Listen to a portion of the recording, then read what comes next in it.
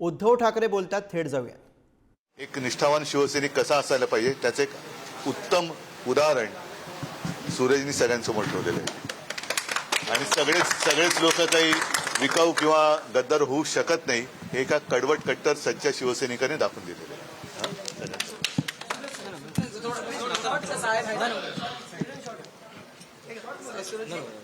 Please please एक फक्त इथे सगळे उभे सर सर सर फक्त उभे राहा 5 मिनिटं उभे राहा 5 मिनिटं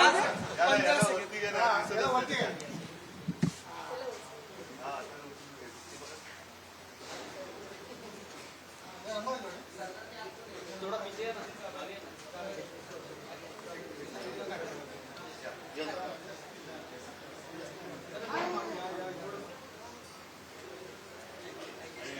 या विषयात ज्यांनी सर्व वकील मंडळी आहेत, शिवसैनिक आहेत, सगळ्यांना मनापासून धन्यवाद देतो. थँक्यू.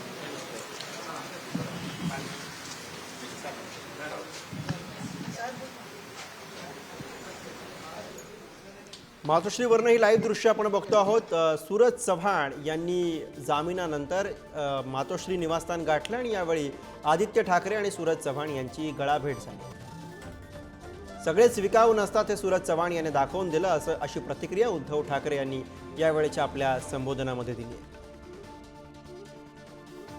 खिचडी घोटाळा प्रकरणी सूरज चव्हाण यांना मोठा दिलासा मिळालेला आहे. हायकोर्टानं त्यांचा जामीन मंजूर केला. 1 लाखाच्या रोख मुचलक्यावरती त्यांना जामीन मंजूर करण्यात आला आणि त्यानंतर आज ते मातोश्रीवरती पोहोचलेत आणि यावेळेचा हा क्षण आहे जेव्हा आदित्य ठाकरे आणि सूरज चव्हाण यांची गळाभेट झाली.